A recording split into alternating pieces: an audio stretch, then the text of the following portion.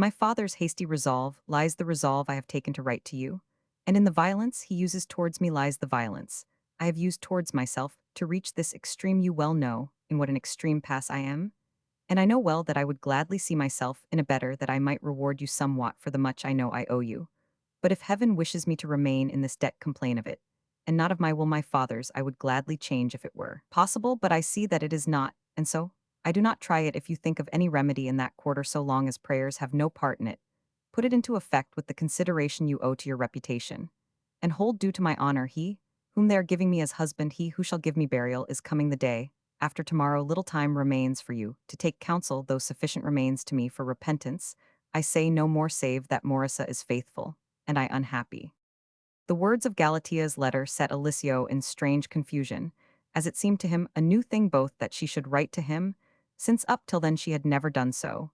and that she should bid him seek a remedy for the wrong that was being done her. But passing over all these things, he paused only to think how he should fulfill what was bidden him, though he should hazard therein 1,000 lives if he had so many, and as no other remedy offered itself to him, save that which he was awaiting from his friends, he made bold, trusting in them, to reply to Galatea by a letter he gave to Morissa, which ran in this manner. Eliseo to Galatea.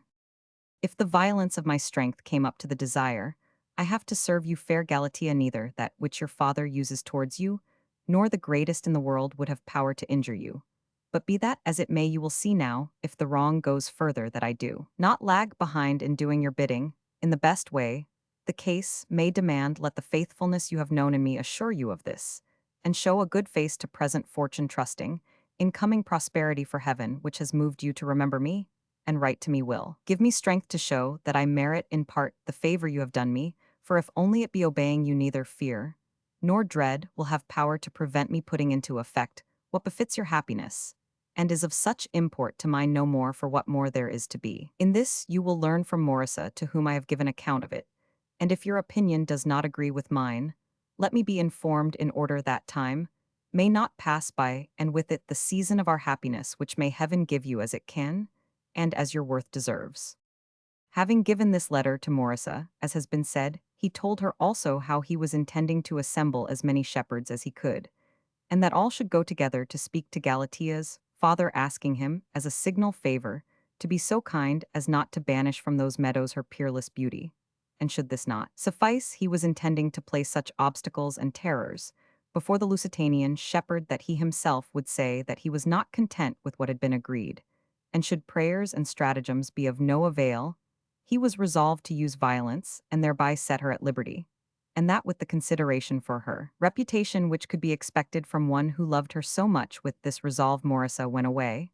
and the same was taken straightway by all the shepherds that were with Eliseo, for he gave to them account of his intentions, asking for favor and counsel. In so difficult a plight straightway Theseus and Damon offered to be those who should speak to Galatea's father Lasso, Arcindo and Erastro with the 4 friends, Orampo, Marsilio, Crisio, and Orfenio promised to look for their friends, and assemble them for the following day, and to carry out with them whatsoever should be bidden them by Eliseo, in discussing what was best suited to the case. And in taking this resolve, the greater part of that night passed away, and the morning having come, all the shepherds departed to fulfill what they had promised, save Theseus and Damon, who remained with Eliseo. And that same day, Morissa came again to tell Eliseo how Galatea was resolved to follow his opinion in everything. Eliseo took leave of her with new promises and confidences, and with joyous countenance and strange gaiety. He was awaiting the coming day to see the good or evil issue fortune was bestowing on his work. With this night came on,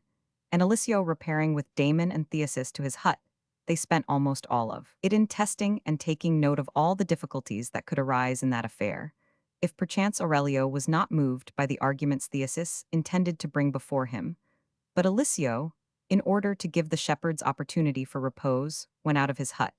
and ascended a green hill that rose before it, and there, girt round with solitude, he was revolving in his memory all that he had suffered for Galatea, and what he feared he would suffer if heaven did not favor his plans, and without leaving this train of thought to the sound of a soft breeze that was gently blowing with a voice sweet, and lo, he began to sing in this wise.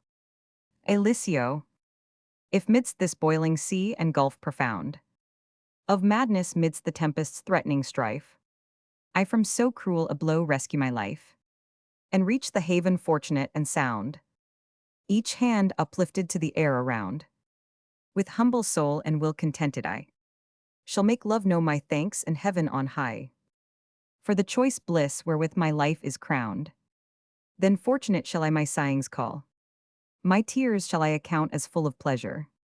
the flame wherein I burn refreshing cold. Love's wounds I shall declare are to the soul, sweet to the body wholesome that no measure can meet his bliss which boundless I behold. When Eliseo ended his song, the cool dawn, with her fair cheeks of many hues, was beginning to reveal herself by the eastern gates, gladdening the earth, sprinkling the grass with pearls, and painting the meadows whose longed for approach the chattering birds straightway began to greet with thousand kinds of harmonious songs. Thereon Eliseo arose, and stretching his eyes over the spacious plain, discovered not far away two troops of shepherds, who, as it seemed to him, were making their way towards his hut, as was the truth, for he straightway recognized that they were his friends Lasso and Arcindo, with others whom they were bringing with them, and the others were Orampo, Marsilio, Crisio, and Orfenio, with as many of their friends as they could assemble. Eliseo, then recognizing them, descended from the hill to go and welcome them, and when they came near to the hut, Theseus and Damon, who were going to look for Eliseo, were already outside it. In the meantime, all the shepherds came up and welcomed each other with joyous countenance, and straightway Lasso, turning to Eliseo, said to him, "In the company we bring you can see friend Eliseo, whether we are beginning to give tokens of our wish to fulfill the word we gave you. All whom you see here come with the desire to serve you, though they should hazard their lives. Therein what is wanting is that you should not be wanting in what may be most essential."